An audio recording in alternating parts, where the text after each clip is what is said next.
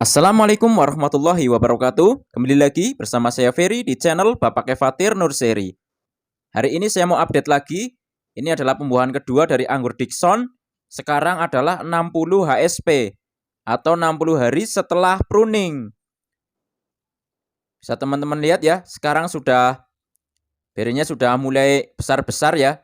Ini sekaligus saya update hasil saya potong cabangnya setelah buahnya ini jadi atau berry set. Ini hasilnya. Kalau kita bandingkan dengan ini ya, yang cabangnya saya lanjutkan terus karena saya mau lakukan pembuahan lagi itu nanti ya di but-but setelah buah. Ini bisa teman-teman lihat ya. Ini ukuran berinya agak sedikit kalah besar ya dibanding yang saya potong langsung cabangnya setelah menjadi brokoli atau berry set. Nah, ini teman-teman bisa lihat ya, walaupun perbedaannya tidak terlalu signifikan, tapi seperti yang saya bilang kemarin, kalau dipotong langsung di belakang buahnya ya, cabangnya, misalnya dipotong di sini,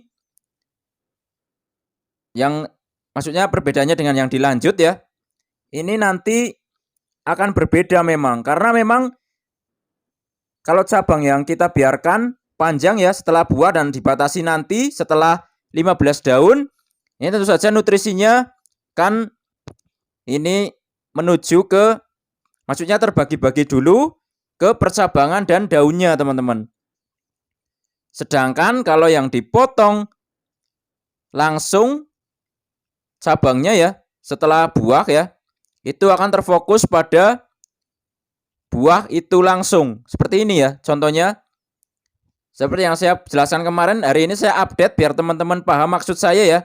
Inilah maksud saya yang saya bilang, kalau kita potong cabangnya tepat di belakang buah seperti ini ya, ini memang nutrisinya akan lari kepada berinya langsung. Jadi berinya akan lebih cepat besar ya. Dan mungkin lebih cepat matang juga ya, walaupun tidak terlalu signifikan untuk jarak pematangannya ya. Nah, teman-teman bisa lihat perbedaannya. Berarti kemarin yang saya bilang itu, kalau teman-teman perhatikan ini, hasilnya memang begitu teman-teman. Nah, ini yang cabangnya saya lanjutkan ya. Karena memang tujuannya kalau cabangnya dilanjut seperti ini, pada nantinya memang nanti akan dibuahkan lagi di but-but setelah buah ini panen. Jadi itulah pilihannya teman-teman.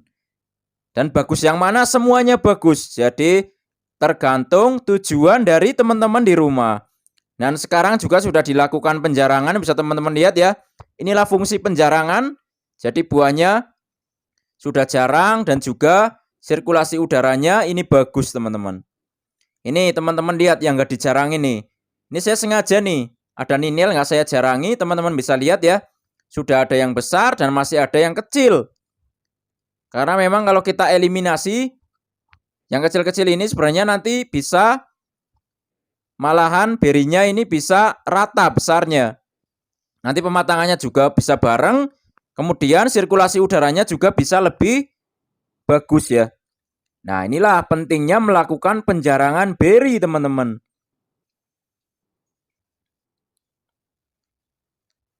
Nah, ini perlakuannya masih sama ya, seperti yang saya bilang kemarin, agar nutrisinya ini tidak terlalu jauh mengikuti cabang ini. Jadi setelah 15 daun ini saya potong. Nah, teman-teman bisa lihat, ini sudah saya potong ya, tepat di 15 daun.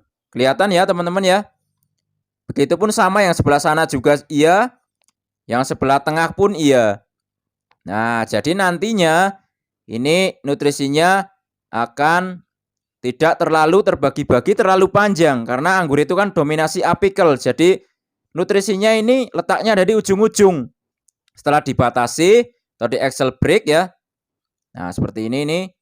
Nah, nanti kan bisa dibuahkan di sini nih kalau sudah panen, di setelah buahnya ya, but-but setelah buah. Jadi kalau masih ada space-nya ya kenapa tidak? Berbeda dengan yang ini. Kalau yang dipotong ini pilihannya ada dua juga ya.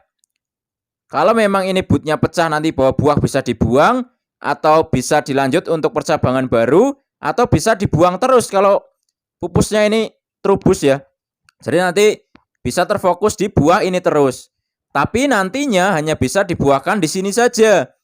Paling bisanya nanti dipotong lagi mendekati sekundernya. Tapi seperti yang saya bilang, untuk anggur-anggur yang genjah ini biasanya berbuah, namun tangkai buahnya biasanya jauh lebih kecil dibandingkan kita buahkan di but-but setelah dompolan buah ini. Karena kalau di but-but setelah dompolan buah ini, buahnya itu cenderung sama dengan pembuahan sebelumnya, atau kadang-kadang juga bisa lebih besar dari pembuahan sebelumnya. Nah, bisa teman-teman lihat ya. Perlakuannya masih sama yang saya bilang ya. Untuk cabangnya ini jangan teman-teman biarkan memanjang ya. Cukup 15 daun saja teman-teman ya. Ditahan. Kemudian penyemprotan fungisida dan insektisida ini rutin ya. 1 minggu sekali. Kemudian kalsium ya. Di awal-awal berry set ini penting sekali agar berinya tidak pada rontok ya. Kemudian nanti pas feresen juga kalsiumnya ini masuk lagi. Nah, kira-kira begitu teman-teman ya. Untuk perawatannya masih sama ya. Pemupukan juga masih sama. Kalau yang biasa pakai Happy silakan pakai Happy. Kalau yang pakai AB Mix kayak pohon ini silakan pakai AB Mix. Hasilnya bagusan mana sama-sama bagus. Yang penting adalah konsisten.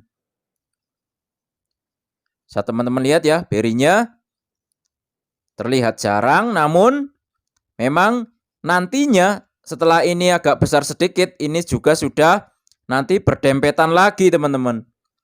Jadi walaupun kecilnya begini, nanti besarnya pasti akan berdempetan lagi. Ya, terima kasih teman-teman, itulah update daripada pembuahan kedua anggur Dickson di 60 HSP atau hari setelah pruning. Dan di akhir video ini, saya mau kasih saran buat teman-teman yang baru mau menanam anggur, tanamlah varietas-varietas anggur yang genjah atau mudah berbuah dulu teman-teman, buat bahan pembelajaran. Nanti setelah teman-teman pahami bagaimana enaknya atau asiknya menanam anggur, barulah teman-teman tambah koleksinya silahkan yang banyak teman-teman ya. Ya jadi kira-kira itu saja teman-teman ya. Di channel YouTube Bapak Fatir Nursery, semuanya akan selalu saya update ya. Baik itu pembuahan ya, walaupun pada nantinya buahnya itu gagal sampai panen, itu pun pasti akan tetap saya update. Karena di channel ini adalah channel yang dibuat untuk mari belajar bersama. Jadi kalau saya ada kesalahan juga silahkan teman-teman bisa mengajari saya lewat komentar. Kira-kira begitu teman-teman ya. Jadi mari belajar sama-sama di channel YouTube Bapak Fatir Nursery. Semoga menginspirasi dan bermanfaat. Jangan lupa subscribe agar channel ini makin maju dan berkembang. Wassalamualaikum warahmatullahi wabarakatuh. Salam pengangguran.